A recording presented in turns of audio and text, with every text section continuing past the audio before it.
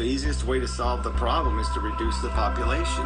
See, there you go. There you go. The easiest lazy American, rich, wealthy, has a chance to live just a lifestyle life American. Says the easiest way to deal with the sweatshops is just don't let the people working there be born. Oh my God. You just don't even get how elitist this stuff sounds to me. Alright, try again. Now, I'm responding to a half-an-hour long video, so this should be interesting. Ugh, third try at this video. I can't believe I just hit the button for no good reason. And I don't feel like tying these videos together, so fuck it. Yeah, the other one I did it on a camera, didn't have sound. Oh, this really... Anyway, third try. Well, I'm just going to make some summary statements about anti-natalism. Yeah, well, no, you're not. You're not going to make some summary statements about anti-natalism. I did. You're just going to make statements about anti-natalists. Oh, similar. And, yeah, you're just not going to answer the basic questions, which are, what in our origins can we use to defend our existence, and what in our accomplishments, or our potential accomplishment, can we use to defend our existence? I've answered that many, many times. Mostly, I don't think I have to defend it. I mean, it's like, I enjoy it. I'm here. Well, you want to take it away? Why? It seems like a net game if it all adds up to nothing, and I managed to enjoy it. Okay. And yeah, I was characterizing anti-natalists. That might be a fair point, because I'm kind of was at the point of doing some of the psychoanalysis part, not on yourself in this particular case, but, you know, on these people that are being extremely, I should say not primarily on yourself, extremely condescending, you know, and include in the videos and everything, and just taking this high ground, like we're the ones that care. Yeah, bullshit. You don't get to claim that. And then in your case in Stickum, where you decided you get all irate and question my integrity because I disagree with you, which is, you know, kind of pathetic. But I know you're emotional, but whatever, still, call it what it is. We create need. That's a fact. Okay, a living thing creates need. He now becomes in need of comfort. And at best, if we're lucky, we comfort someone. But the point is, we leave. But we can comfort ourselves. That the goal is to make a system where we are able to comfort ourselves. That's what it means to have a free society. That everybody has enough of an infrastructure. They're not just running for their life, and they can actually comfort themselves. Why does it always have to be the best we can do is comfort someone else? Well, no, actually, if we are all able to comfort ourselves, then nobody would need to comfort somebody else, and we could do some other things as well. Now, I always think that there will be a need to comfort other people because we have the natural maladies and things like this, and that's great. But no, it is not the only thing, you know. And you and I are just going to disagree. I believe creating a great work of art is a great and productive thing. You know, you think that it's like, well, I enjoy it, but it doesn't really amount to much. We differ. That's where we differ. It's not a matter of integrity. I mean, I've answered.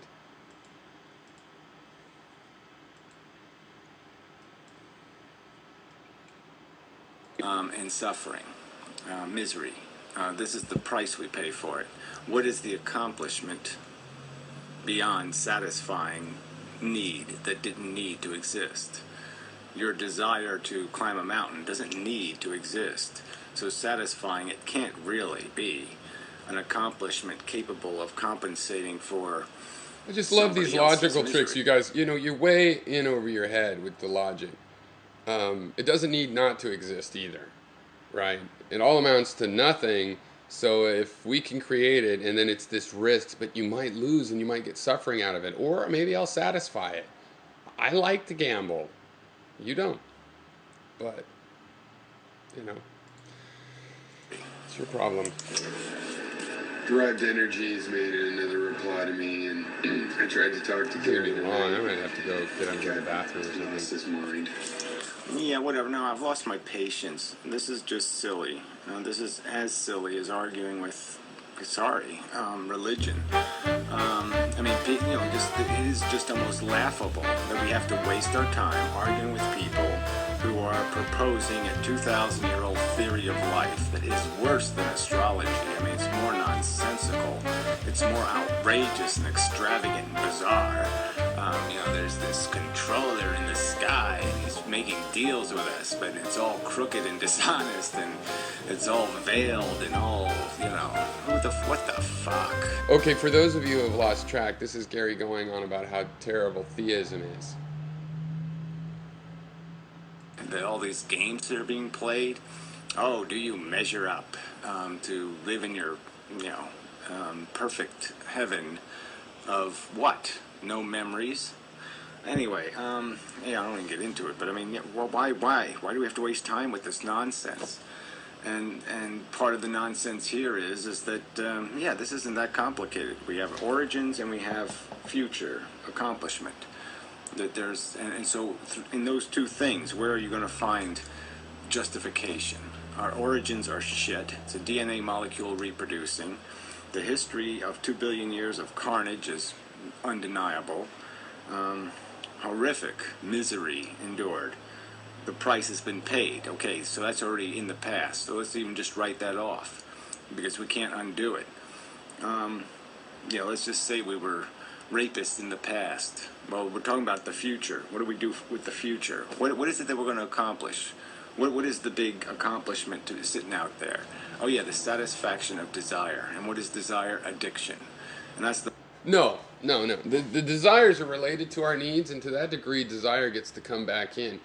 But it's the satisfaction of our needs. What's to accomplish is a system whereby, without enslaving each other, mankind survives and focuses ideally on what we call, productive creativity. All right, science, art, personal fulfillment of the mountain climbing type. Those things are for personal, individual decision-making processes to determine. But what we can accomplish is a baseline where people can do those things. An infrastructure where you can figure out for yourself what productive, creative thing you want to do. You want to invent something. You want to help nurse old people, and as a hospice nurse, we want to create a platform where people can find those needs for themselves, and people do. And it all adds up to no real meaning. Well, it depends on how you define real meaning. I think real meaning is something that brains invent. So yeah, brains invent that. It's real meaning. It's not perfect stuff. It's not the meaning all the objective, certain ancient bullshit tried to tell us. But that's your problem. You're the one trying to believe that ancient version of what meaning is supposed to be, that it's really in the thing. No, it's in the brain, in the interaction of the person that has the brain with the thing.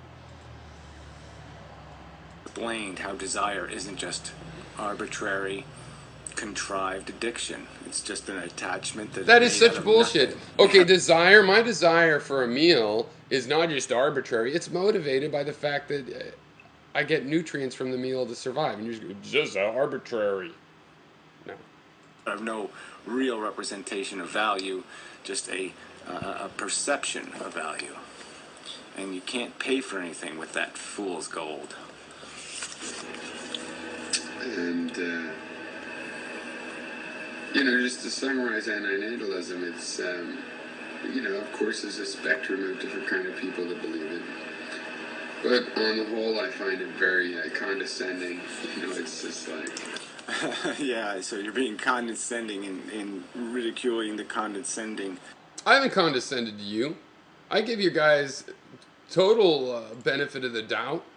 I've hinted so that I'm honest about where I disrespect. This video I just gave to you gives some issues, but I didn't ridicule. I didn't say you don't care about the human race because you want to. I don't call you out on, but you're a eugenicist. I don't do that. I mention those issues, which is respectfully done, and then we deal with them. That is quite different from this condescension of you may not have seen, of cartoon karma, who, you know, is just assuming and accusing and saying that I don't care about other people, and I've said it isn't important. I think that the rights of the unborn are more important. He claims that I say the rights of the unborn are more important than the rights of the starving people alive today. Huh? You guys are the ones that are focusing on the unborn. I say go feed those people today. I don't believe in unborn rights. That's not what my position is. And it's ridiculous to put that on me. I've not said anything to imply that. And that's the condescension. It's because he thinks that he owns, and no offense, Cartoon Karma. I mean, I'm fine with your blunt style and everything. It's just being that way. But you, and I don't want to say you necessarily believe this for all time, but you're expressing a feeling. He's been expressing a feeling that to me seems like, you know, he's in the clear. He is officially checkmarked by the compassionate for suffering in the world box, because he thinks nobody should even exist in the first place. No, I'm sorry. You don't automatically, that's not automatically compassionate by my book. Okay, and I'm sick and tired of someone like Cartoon Karma taking that assumption. Now, you haven't generally taken that assumption on this subject, but you did the other day in Stickum when you're questioning my integrity just because I've answered your stupid idea with much better arguments than you can even seem to understand. So, as in Manham would say, fuck you. So that doesn't really go anywhere. But there's hypocrisy and the claims of hypocrisy. So this is just, you know, you're just going to argue personality. You're not going to argue logic or some sort of rational argument explaining value and explaining how because you are addicted, heroin is, you know it's valuable, and you can tell other people that they're going to value it. You know, that's just bullshit. That you can account. No, that's bullshit. You know what? Fuck this bullshit thing. Fuck this bullshit example all the time about heroin. Okay? Somebody eating some garbanzo beans in a salad that they love and just want to have a garbanzo. That's not goddamn heroin. That's nutritious goddamn nutrition. You want to call it like it's addicted because you want it. No, everything you want is not really an addiction. Look the fucker up in the book. Okay, you're just using this word haphazardly, to say the least. Enough value and accomplishment in it to justify all the other lives of misery that you wouldn't live. These people think that they're off. Hey, could you just listen for a minute? Because the point has been 1,000 times that I don't say I can justify someone else's misery with my pleasure. I justify my own misery with my pleasure, and vice versa, and leave it for other people to make that addition themselves. Why can't you understand that? Oh, because that wouldn't work for your little argument, would it? The whole thing is based on, you think that you're being happy means other people should suffer. I don't think that.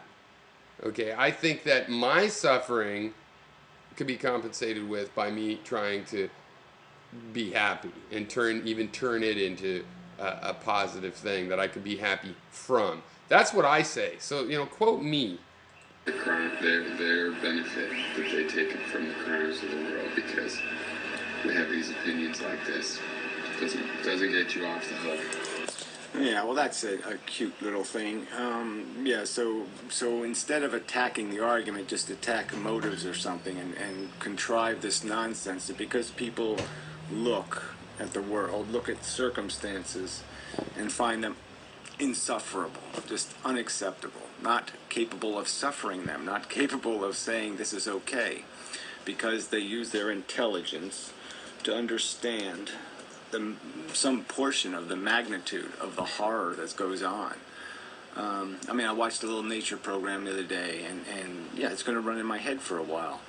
And it's one tiny speck of what has gone on for 2 billion years. Sentient life cannibalizing sentient life for a bucket of calories. So its DNA can win some sort of king of the DNA contest. So we can be the best bacteria. I mean, it is that simple. It is that crude. And unless you do it a lot better than this, there's no way you can justify all that suffering. You know, and and just and stuff. Now, derived energy, he's been very careful to be Mr. Uber polite, but then he still steps in there like he's going to be offended if I'm cussing at some guy that's insulting me and saying I'm full of shit. You know, literally that kind of language. Then I Yeah, this really isn't about the subject, is it? No, it isn't. find. Oh yeah, no, it's about the subject, Gary. It's about the subject. You know, people are gonna tell me shit like that. They're gonna tell me, hey, oh, you know, you don't care about that. That becomes the subject. Yes, that is the subject. This was about that. I talked about the different personalities and the people and the condescension. And this subject is about that. You don't get to say, oh, it's not about the kinds of rudeness that we anti-natalists have invented. Well, it fucking can be. I say it is. Our position, you shouldn't be so rude and characterize our position. Well, I am going to characterize your position. Right, so if I characterize your position as intellectually dishonest, You do that all the time, and you just have to defend your characterization as intellectually dishonest. Well, that's bullshit. You can't defend that. So the point is, yes, we will characterize each other's position. It's just that you can't support your characterization. That's the main difference. bullshit skepticism, the most tear-apartable presumption that exists in human understanding is this presumption that life is a bogus little happy, friendly, yellow-colored word. I didn't say that. See, this is, you're trying to say I'm glorifying it. To me, it's a gray. It can be made good, it can be made shit. Okay. Just because I defend it from your demonization doesn't mean I think it's an angel. You get that yet? Just because, you look slowly, just because I am defending life against your demonization doesn't mean I think life is an angel. Just because you think it has to be a demon or an angel doesn't mean the rest of us, less fanatical on the subject, don't think that it couldn't just be a neutral and in the middle that can be made into a good or a bad. Yellow and green with little daisies popping out of it. That's not what life is doing, okay? It's not what it's been doing for billions of years. What it's been doing is engineering great white sharks' teeth and other mechanisms of carnage and slaughter. That's what it builds little slaughtering machines. And that's what the world is covered with, okay? We're all food and we all eat. No, and see, that's the thing. You can watch your nature program and watch the great white shark shows, evidently you prefer. Only some of the life is like that. Only some of them are like that. The great white is unique. The shark in general is an amazingly unique kind of predator in being just this eating machine, and even that is a mischaracterization. But it's true enough that, yeah, it's worth taking notice. But no, there's billions of life forms. They're not all like the shark. Hello? They're all different. There's all details. That's the problem with you. And the other anti-natalists seem to share it, is that it's like, here's a really bad example. Everything's a bad example. No. No. Some of the things are like bears. And some of the things are, which is not just an eating machine, and some of the things are like rabbits, and some of the things are like birds, most of the things are like bugs, and so on. Else's that somebody else possesses, something else possesses.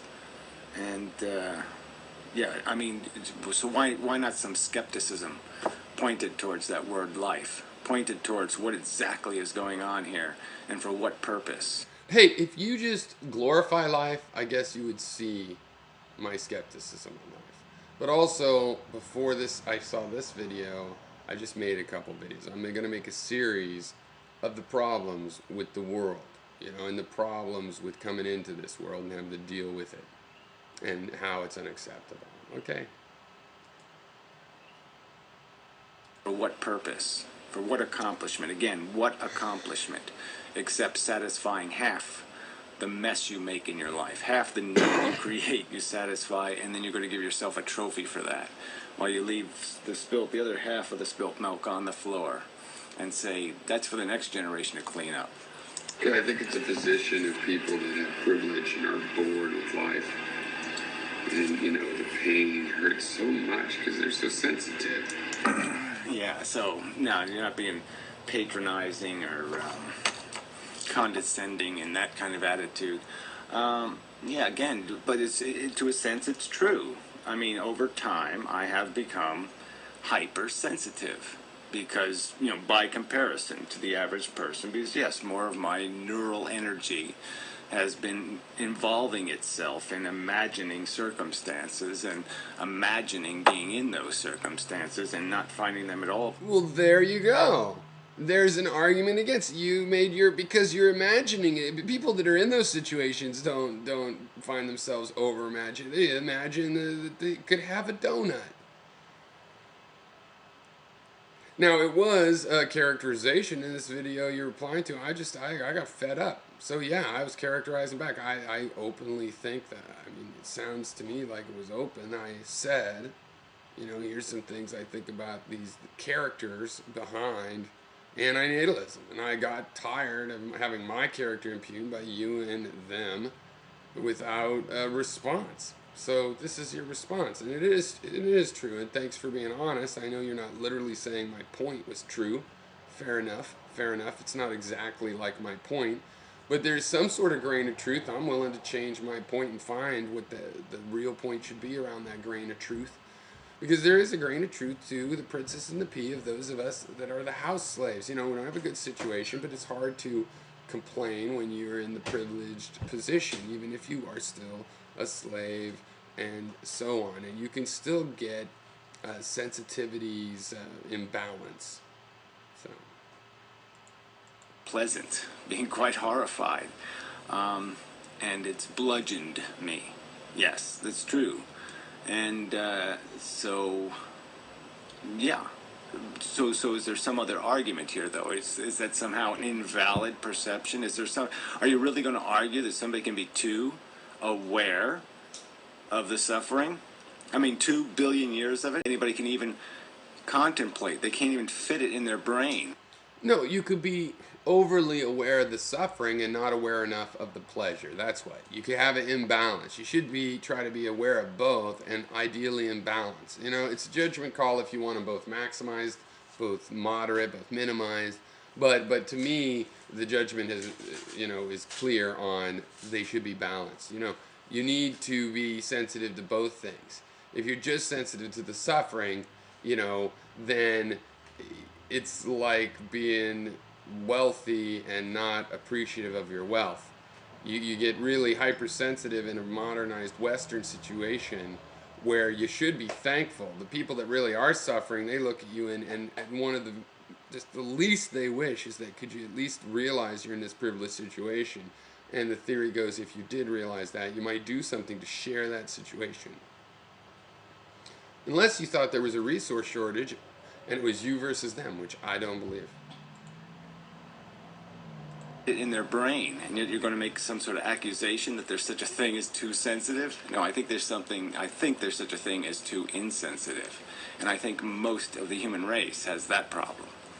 And I think it's because of their basic nature, which is, me, period.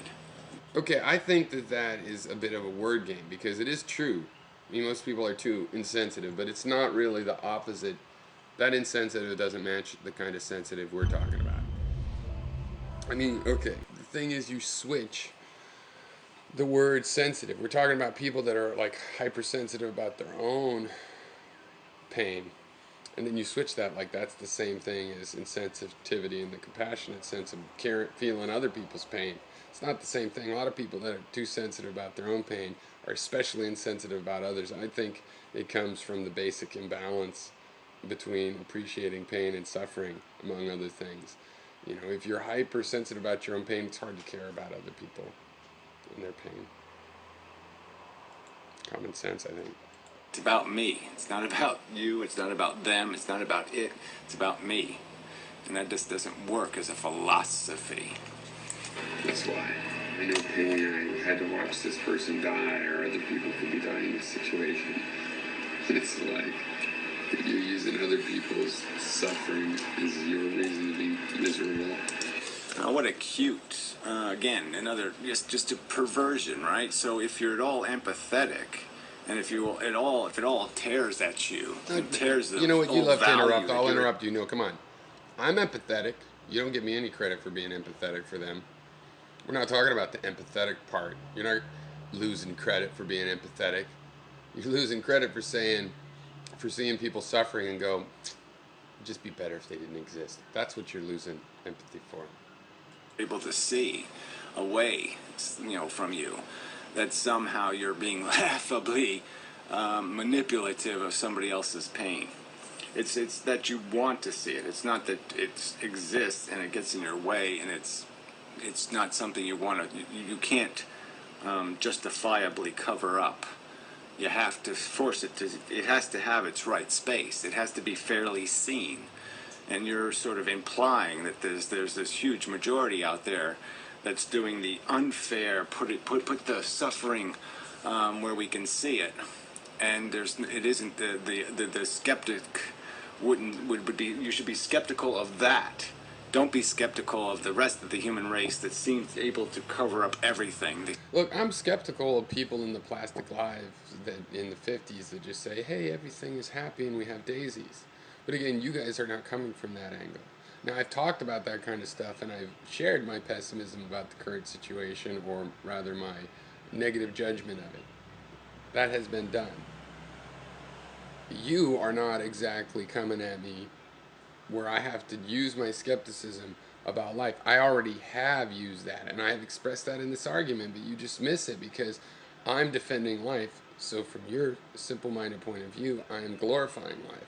I'm not glorifying life. I've doubted life, and I would love to get into that. I think this argument stops us from talking, because I want to get into details. This is like with Heitlade.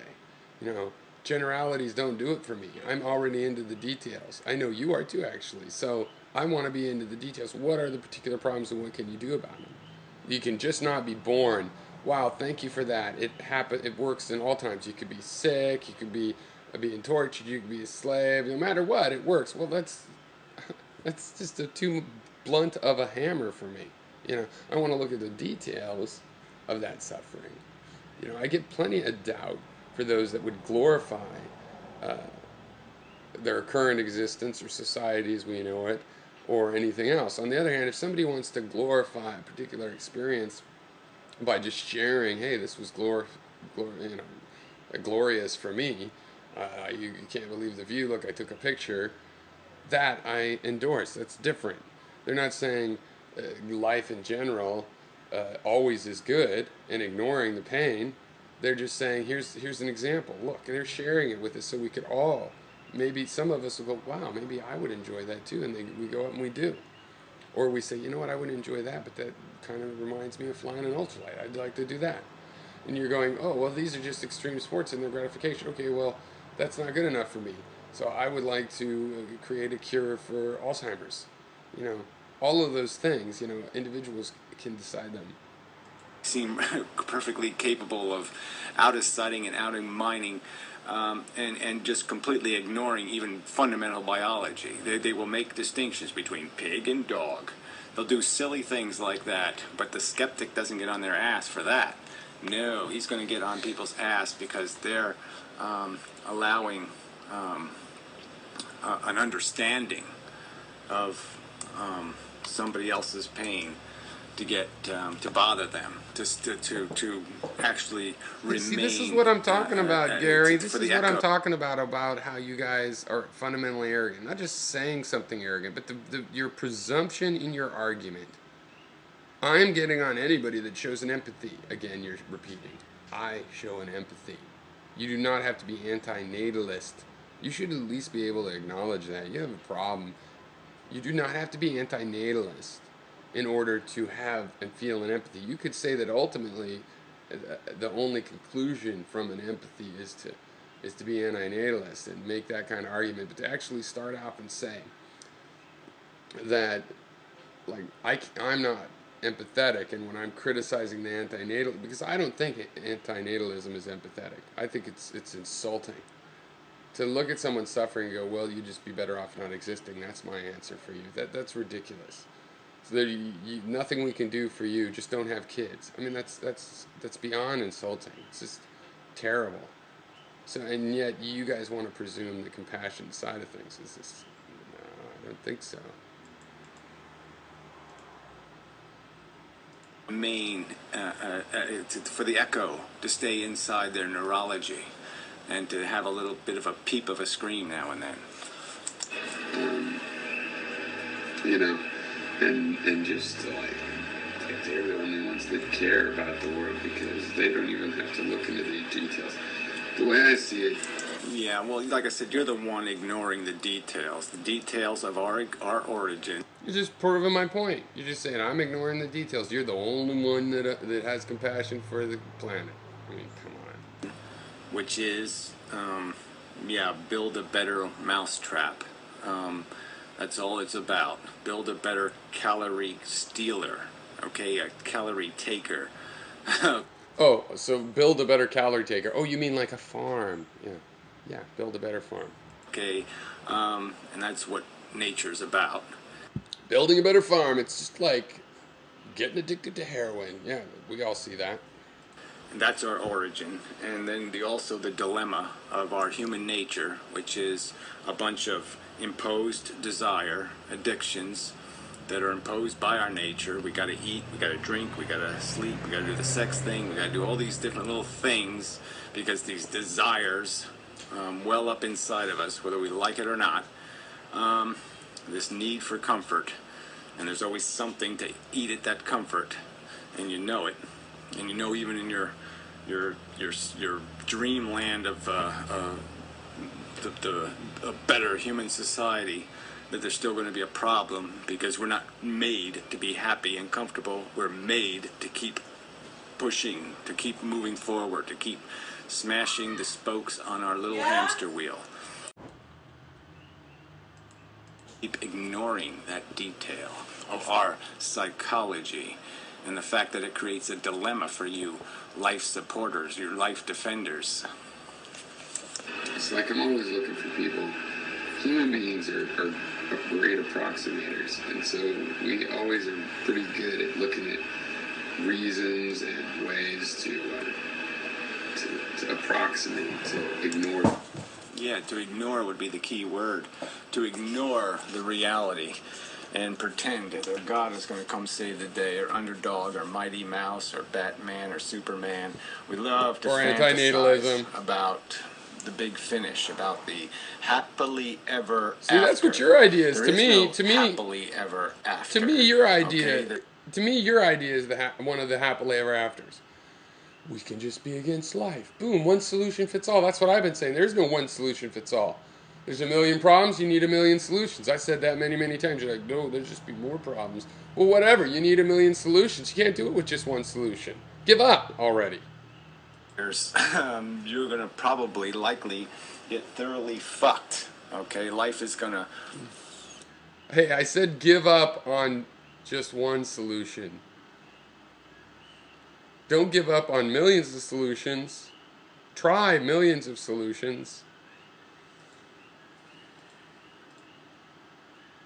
Likely get thoroughly fucked. Okay, life is going to bust some vessel in your brain or do some other kind of fucktarded fucking shit to you, and it's not going to be fun at all. And that's what we get. If we're lucky, we might get out of here with only a few days of horror. That's if you're lucky. Details, but it gets to be a problem because sometimes you want to get a little sophisticated and you want to ignore the details so much. So I'm always looking for people ignoring details. Yeah, right. And so you're making this accusation to the people who have gone to tedious lengths to explain biology and psychology to you.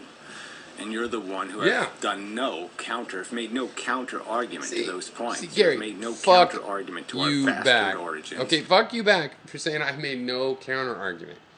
That's ridiculous. If you were not capable of saying you made a counter argument and here's how it was wrong, then just shut up, okay? Because I've made counter arguments. Evidently, you are unable to address those counter arguments, so you pretend they haven't been made. Or more likely, because of your framework, my explanations bounce off you and you just insist. But you have videos. You could go back and see if I really said nothing. No, you could see, well, you said something I didn't understand, and I think it amounts to nothing. But you don't say anything. I haven't answered. That is ridiculous. I have answered in every single way and am awaiting answers. Though, you know, not with bated breath, okay? Points. You have made no counter-argument to our bastard origins. You've made no counter-argument to the fact that addiction is desire. That's what... Okay, one, I make no counter argument about the origins because I accept that the origins are ignoble and it doesn't really matter to me. Okay. Two, I have, including in this video, made arguments against desire being equal to addiction. That's just a gross approximation you use. Desire's made out of is an addiction. It is arbitrary and fundamentally meaningless. It's an excuse to chase. It's not a reason. It's not rational. Okay, it's an excuse. Okay, and for example, part of the argument specifically tailored to what you just said. To me, it doesn't matter if it's arbitrary, right? It's all like, oh, okay, so it's ultimately meaningless by the old definition of meaning. Fine, new definition of meaning. I create meaning. Then I either achieve it or I don't. I have suffering or I achieve my, my definition of meaning. And I might find out that I didn't really feel as meaningful when I did it or not. So I have these echelons of things I go through with me inventing meaning. Okay, I get to invent meaning. Okay, let's just start with that. I get to invent meaning. Okay, so if I have a desire, I'm inventing meaning. And yeah, it's a risk that maybe it'll turn into a misery. To me, that's not a problem. That chain of events, it's like, yes, you gamble, you roll the dice, it didn't work. And you're going to say, roll the dice, there's kids with cancer in a hospital. I'm not, okay. That's, what else could be? That's a very bad result from rolling the dice. You might roll the dice enough to say, well, this didn't work out for me. I don't want to take part in this anymore. That's your choice, right? As far as I'm concerned, that's your choice. A lot of people are like, no, I'm going to beat this thing. And they try to beat it. Maybe they do, maybe they don't. That's a personal decision. Why can't you sort this stuff out? Yeah, my argument against the desire being addiction is that addiction is damaging to survival, generally by definition. So you can't just use that term any old way you want a million times and then draw arguments from it. Hey, I'll let you use the term that way because, oh, okay, you're going to use it. I don't call you on it. That's not really what that term means. That's what you mean by it. But you can't draw a conclusion. You can't go back and then try to use it your way, but draw conclusions from as if it was used the real way. You want to draw conclusions that life you as a poet say, life is like an addiction. And find, oh, okay, poetically, metaphorically truth. But then you want to go back and say, and addictions are always bad, so therefore the whole thing is bad. Well, no, addictions that are bad are usually measured bad in comparison to how much they harm your physical survival. An addiction that doesn't harm your physical survival is just a habit. And if it's neutral, it's even considered healthy because it's stress relieving. Excuses that they have. That's what anti-natalism is. It's like we talk about a few super bad examples. So yeah, a few. See, there's just a tiny bit of life is that carnage thing. A tiny bit of life is the consumption. Yeah, a tiny bit of life. You watch a nature show and see some animal dying. Well, it lived 6 years before that 10 minutes of dying. So, you have a problem doing the math. Just check out a math book or something from the library. It's only a tiny bit of life. No, it's the nature of it. And it's just bullshit to sit there and argue that most of life is some wonderful little happy balloon dance. And it's only this little tiny... Again, I haven't said most of. Okay, I think life comes out as sort of it's beyond summing up in the way you like to sum it up, but it's more metaphorically like a net sum zero or balance. It's a thing that it is what you make it. Okay, so I don't say it's mostly the pleasures. I say it's mostly unmolded clay. Piece of life that's crud. A little nasty, gnarly pit. And regardless... the point is the balloon dance is completely unnecessary. Create the addiction to it, the taste for it, the hunger, then you don't need to feed it. bad and go, we just shouldn't be born. And Let's just understand, Gary. I enjoy the experience, and I've had plenty of bad experiences. I do not have an easy way as far as I can consider. On the other hand, you could say I had an easy way because, you know, as an American and there's a certain amount of wealth. But in a lot of respects, there's certain things, from my point of view, that count as, you know, hardships. Okay, but I enjoy the experience anyway. That's a fundamental thing. You're looking at me and saying, there's no reason to risk it. I, so far, am okay on the risk. Okay, and I, far from getting everything I wanted and everything being rosy. And in fact, the justification for me of life, because I think why not commit suicide is an important philosophical question. Anybody that wants to be taken seriously in philosophy should have an answer for. I realize it's because I'm interested in life. And then, you know, that's what makes life a net positive for me, is because I base my criteria on things I'm interested in, and I find I'm interested in it all, even the hard parts. So ultimately I get a net positive because I have fun, interesting parts, and I have, oh, this is hard but interesting parts. And the adding the interesting part in makes it a net positive. On the other hand, I really have found I don't add my life up that way, net positive, net negative, one little summation. You know, to me, it's like there's good and bad. It's like a dish, and maybe there's peas that you don't want and you push to the side after a while. Who knows, you know? It's more hard of a thing to describe than just merely summing it up. But if we're using that simple language, I mean, I say it's a net positive because of where I base my criteria in life. What makes life worth living to me is that it's interesting and fascinating, all kinds of things. And so you can see that that's true through thick and thin, right? It's a counter argument, Gary. It's why I think life can be redeemable. You don't want to hear it. You want to say I believe in fairy tales, but no. I just believe that life can be interesting, and I believe we can make it more pleasurable in terms of those things, less suffering as well. But me personally, what makes life worth living is that it's interesting, and especially in the hard times, because when you guys say get things together, get back together, then start having kids, and we'll all be dead by then. See, to me it's like, well, that's an interesting problem. I would like to see that prosperity, so solving that is an interesting problem, and even if we don't have it, it's worth solving. And I can imagine that if somebody said to me, hey, okay, you are going to be a new consciousness, but you won't remember anything, and you're just connected through this thin pipe that doesn't bring any of your personal subjectivity, but you'll get to have another chance. You think you want another chance, keep trying to solve this problem. I'd say yes. Okay, counter argument. Do you hear it? You don't like it, but it's there. Do you see it's there? we just shouldn't be born. And then suddenly we don't have to solve all those problems. Isn't that lucky? Oh.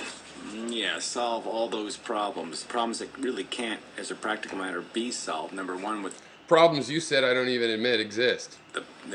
We have unsustainable resource utilization, and you account for none of that. You have no rational plan to fix that problem. More people, you say no problem, no problem, no problem. I talk all the time. We even have overlapping solutions. I run the math on clean water in Africa. You have no.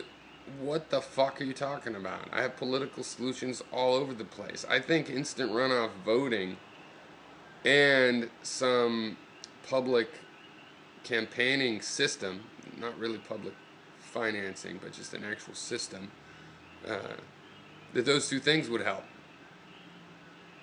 We even agree on those. You know, fuck you, Gary. Stop telling me you don't even care. I mean, it's just, don't you see how it discredits your idea when I'm obviously thousands of videos worth of this kind of thing, hundreds of which are, you know, giving answers to things you say that I won't even answer. What? We keep saying is no problem. It's a big, huge problem, and it's a problem nowhere have human beings shown any. I just now said solving the problems, and you just now are saying that I said there is no problem. Do you see how that's fucking nuts? Capacity to deal with, any capacity to sacrifice any part of their world for a future world. That just doesn't exist in the examples that can be provided of what human beings do. So, yeah, until global warming is here, then they will deal with the problem when the problem is here. They won't deal with a problem before it gets here. And the problems we're heading for are brick wall problems. We got to get weight out of the human race before we hit that brick wall. If we're light enough, we can do something with it. But if we're not, it's going to be a mess. And it's not going to be a mess like, oh yeah, it's all over with, nice, quick, and clean. No, it'll be a mess in that it'll be the worst possible scenario of let's maximize the suffering and minimize the comfort. That's the world we're heading for, because people won't be responsible. They just keep saying I'm allowed to be a reckless motherfucker and to behave on my desires and act on my desires and not have to account for the implications. And the implication of this desire to keep procreating without any kind of rational limitation is disaster. Fortunate, and Gary's the most annoying because he's like, well, I know we won't get people to sterilize, and it makes them conscientious of the issues. It's like, no, it doesn't. You're distracting from real issues. You're talking about how people couldn't exist when you really think they ought to get clean food and water. Yeah, no, I think they should, but the point is they're not going to. The easiest way to solve the problem is to reduce the population. See, there you go. There you go. The easiest lazy American, rich, wealthy, has a chance to live just a lifestyle life American. Says the easiest way to deal with the sweatshops is just don't let the people working there be born. Oh my God, you just don't even get how elitist this stuff sounds to me. And not possible to fix it. All right, so that's the number one simplest cure. Not possible to close the sweatshop. The guy's in there. Well, how about we just close the sweatshop? No, not possible. Sorry, but I do have a time machine. I'm going to go back and sterilize your parents. And they'll voluntarily do it because look at how shitty your life is. It's like, well, just close the sweatshop. I'm fine. I like it over there. And I'll just farm some goats or something. And it's like, no. Sorry. Much easier for me if you just don't exist. It's fucking sick, man. For the problem is to get rid of the sloppiness that the overpopulation, the pressure it puts on the system. Sloppiness. See, this is the thing. You don't even know this is elitism. This is the whole population fear elitism that I talk about. The sloppiness of the hordes of ooh. You really love people, huh? Just love them. No, you hate people, and you admit that plenty of time too. So which is it? You're super compassionate, you own all the compassion, or you're really a cynic and fuck people? That's why you don't want them to exist. Which is it? To get rid of the sloppiness that the overpopulation, the pressure it puts on the system. And even if you do that, though, you're still not going to solve the fundamental problem. Food and water is not all that human beings need, and food and water for human beings will not fix what's going on in nature. So this doesn't go anywhere to solve the big problem, which is there's a what do they amount need, of Gary? misery being endured. No, stop. What do they need? Thank you. What do they need exactly besides food and water? People do damn well with food and water because they'll get the sex if you give them food and water. They'll already be in groups enough. I'll figure that out. What else? What else do people need besides food and water? That really is it. They do well with a lot of things. More than that, they do well with transportation infrastructure, energy, a mechanism, electrical infrastructure, telecommunications. Those things kind of help. I think we can get those things too. What do they need that they can't get? There's plenty of food and water. That's the one we're lied to for decades, if not centuries. But we can't get all the food. They said that 200 years ago, really. Even when there was just, a billion people, we couldn't have fed them all. Really. And they say it now too. We couldn't feed all these people either. No. However many there are, we can't feed them. And you buy that shit. And I'm disappointed because you know not to buy their shit. And this animal kind, this life thing, is not accomplishing anything. It's not building anything. It's just running around and around and around in a wheel, satisfying an addiction that's been going on for 2 billion years. It's a 2 billion year old stupid addiction. And you just keep perpetuating it. Not for some reason, not because there's a rational imperative. I think it's older than that. But because there's a personal imperative. And that's not philosophy, and that's why you're intellectually No. That's where you're wrong. I'm intellectually honest because I admit that I make decisions from a subjective viewpoint. And in cases like this, I'm intellectually honest by allowing other people to make those decisions as well for themselves. And thus, I report on my own decision. And I ask you to report on your decision. We don't spend a lot of time with that, but I see that you've chosen to keep perpetuating your life. And I endorse that. I guess we are in agreement. philosophy, and that's why you're intellectually dishonest. It's not skepticism either. It's just bullshit. It's just being a jackass human being. A little bit off. See, that's a non sequitur. Me having this opinion does not actually lead to me just being an asshole human being. It doesn't make sense what you're saying. You're using me being an asshole human being as a synonym for doesn't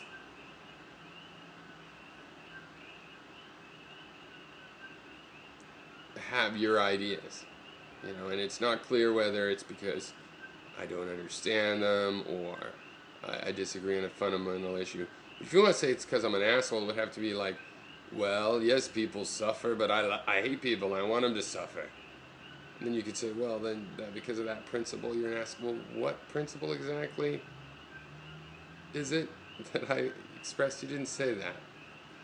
You just went through why I was wrong about this and then said, therefore you're an asshole. Right. Ass human being. A little bit off the real subject in that case. Yeah, well, the real subject, again, is our origins, what the fuck we are, the mechanics of our function. No, dumbass. The real subject is how can we help people suffer less? Functionality, and the fact that you can't turn it into anything. You can't.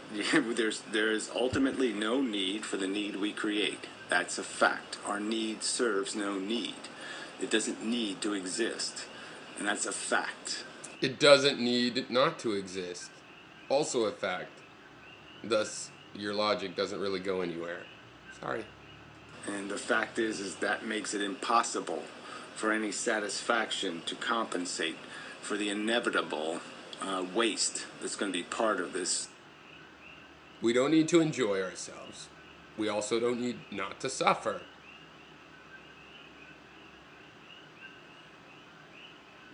Oh, I see. You're saying we do need not to suffer, but only once we exist. Once we exist, then we need not to suffer. So there's multiple ways to do that.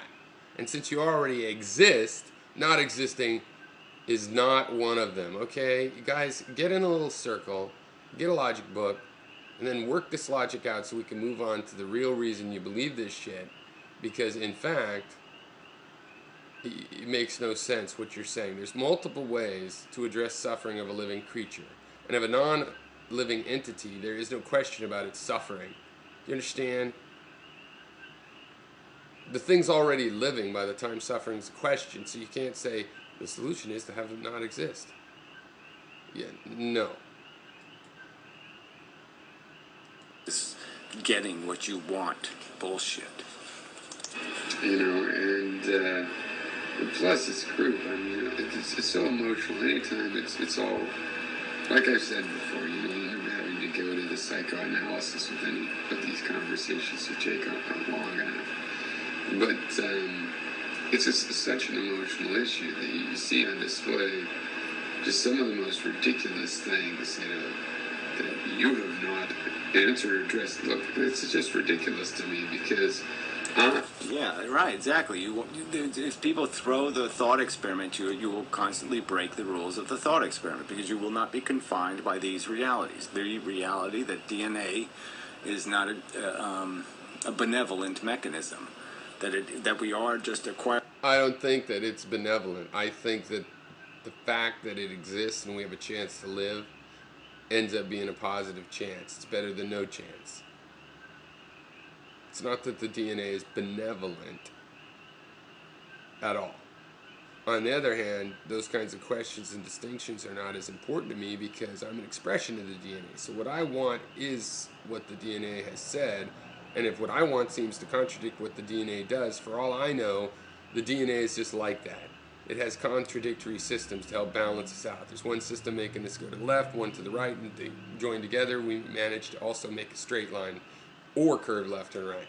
Okay, so for all I know, this consciousness, the DNA has made me want to outsmart some of the primal urges.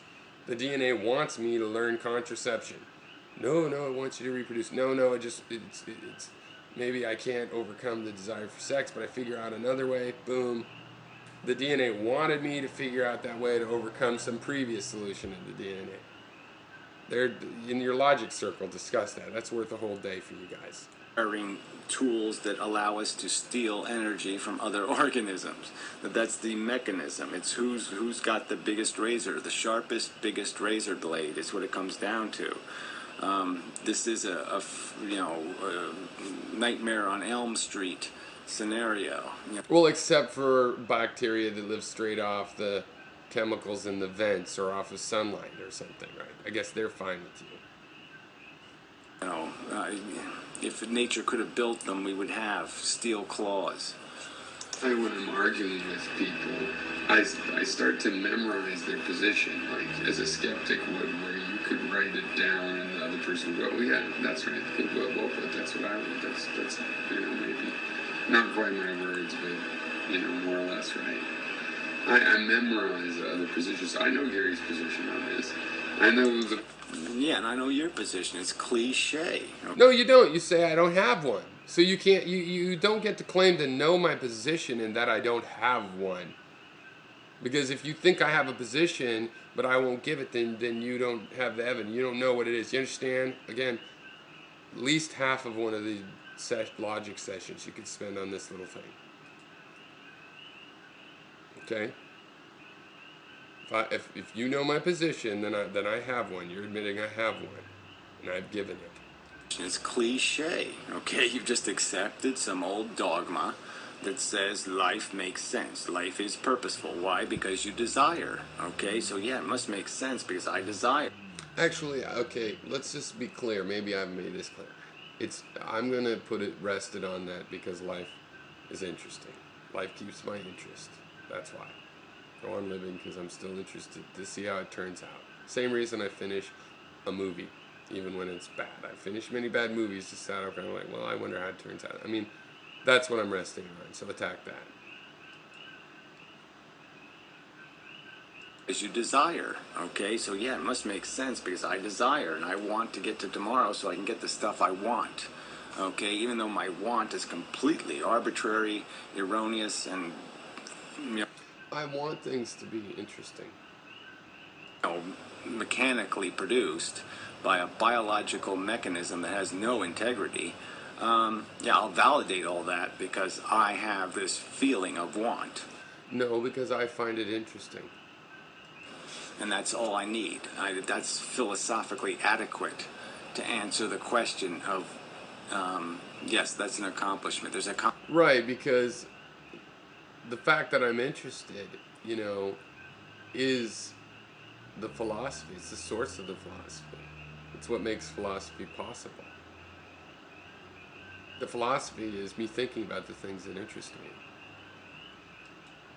If you do that long enough, it gets philosophical as you dive into the abstractions that we categorize as philosophy. I have to always click this thing to get it to play again. There's accomplishment in satisfying the want. That's not an accomplishment by a rational standard. Places where we have roadblocks that keep us from agreeing, and who cares? There's interesting things happen from the play of us trying to satisfy our wants. That's what I'd say. I don't really, it's not a big goal of mine to make sure we agree in the end. Yeah, right. And so that's more reason why you don't understand the other side. It's because, yes. No, I don't think it's a big thing to agree in the end, because I could see you're full of shit, but I'm still interested in the details of how you're thinking, and there's probably grains of truth in there, so, you know, and I'm the kind, I'll dig for the diamonds in the rough, you know, so, yeah, I mean, it's more simple than you think. You see it as, number one, it's not a real threat. So your side wins. And, yeah, you just don't feel, you don't see the you know. This is what I'm talking about. See, again, you know, and you and I in general, too. I know you're brusque. You pissed me off kicking out of your stickum, but even that, it's like, well, I know it's not like I'm going to pretend that you just pretend to be brusque or, you know, you do that. Fine. Okay, but look, let's see. The horror of it. Really? Number one, it's not a real threat. So. Well, maybe I screwed it up. It's hard to get it to the exact thing that amount. You said I wasn't sensitive to it again. You guys own the sensitivity. Screw you. I am sensitive and empathetic to these issues. I seem that way, and I am, and in my life, I am that way. I endanger myself to go rescue a person from a difficult, dangerous situation, and so on and so forth, as really most people will do, to some degree. It's not a real threat, so your side wins. And, yeah, you just don't feel, you don't see the there we are. I don't feel. You know, the horror of it. No. The horror. I don't see the horror. No. Fuck you. That makes no fucking sense. I don't see the horror. Screw you, Gary. I see the horror. I want to do something about it. Saying that those people enduring that shouldn't exist is sickening. You're doing nothing. You've invented one of the most efficient excuses for those that buy it to do shit all. You just shouldn't exist. Well, my toe's broken. What should I do? You too should not exist. Well, I didn't get the biggest piece of pie. You too should not exist. My dad didn't appreciate me enough. You too should not exist. I'm having a great time. You too should not exist. I climbed Mount Everest. You especially, motherfucker, should not exist. Horror. And so it's just, yeah, who cares for you? So let's just talk about who doesn't see the horror. You don't see the horror of that, of telling people, well, you're just worthless. Your life is worthless.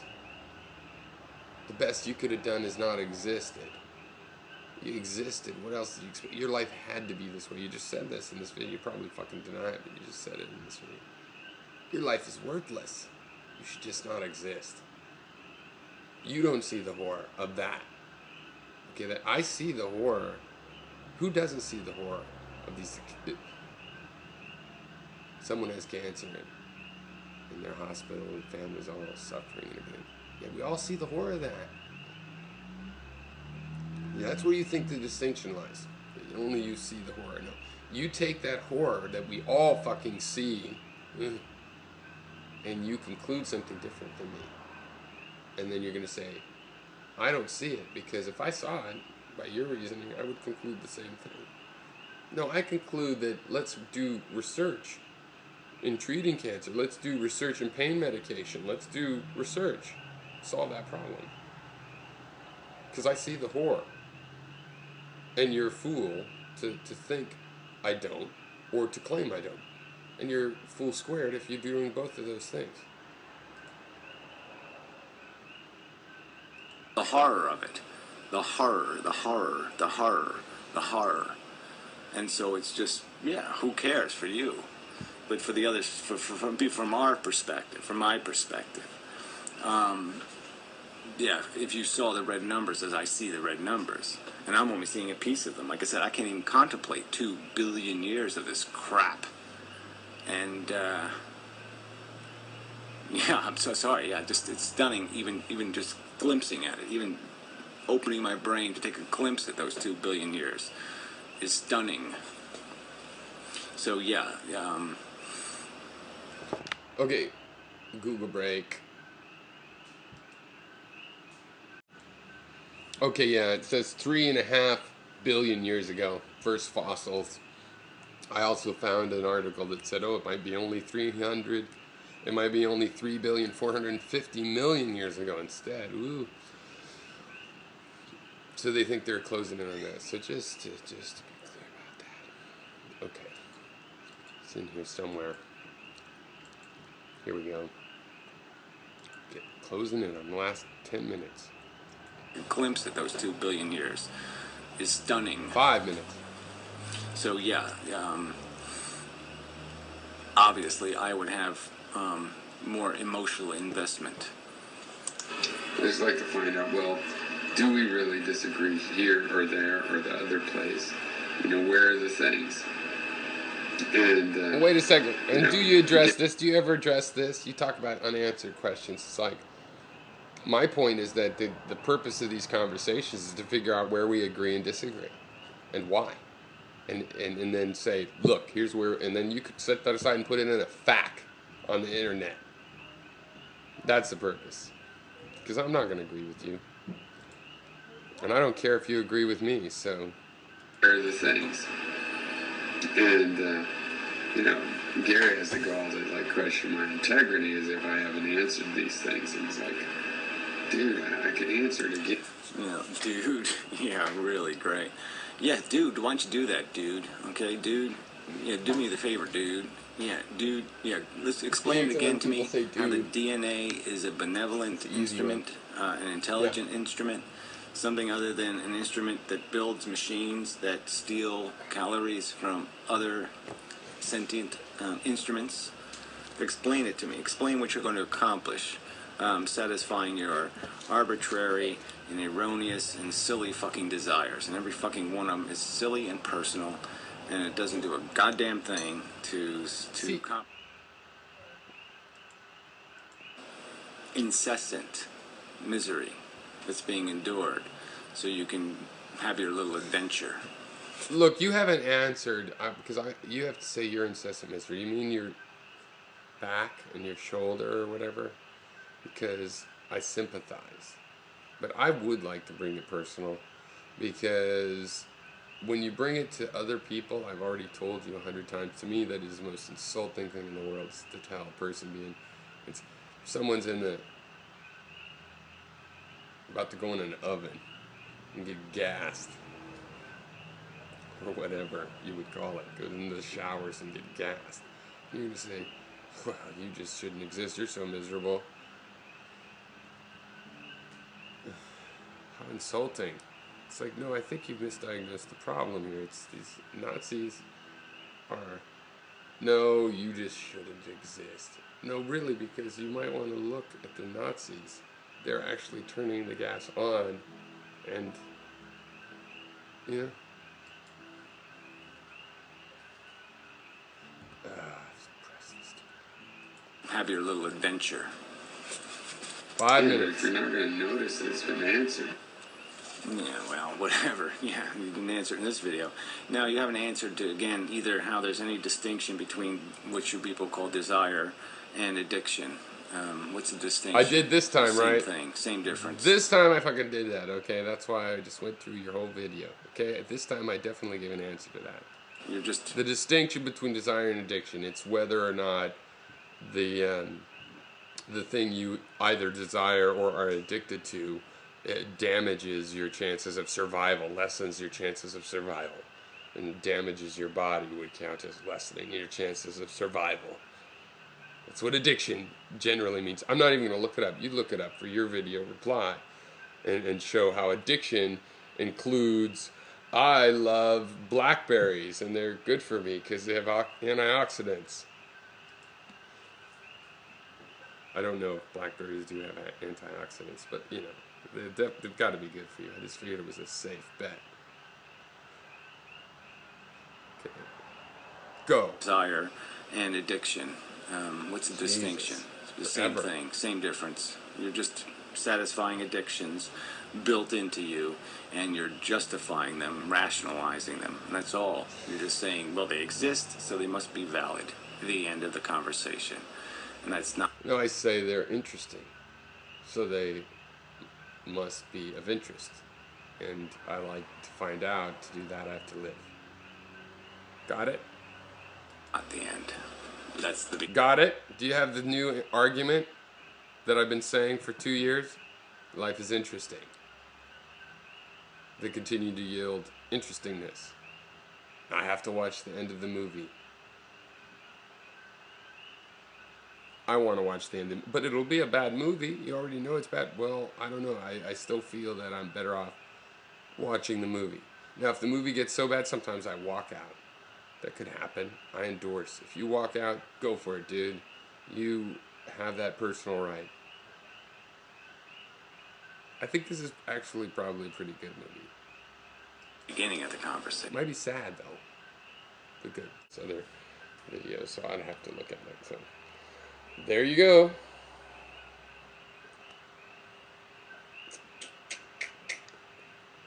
Paste it all together and see what my upload limit is, or maybe leave it as separate videos. It's like 6 separate videos now.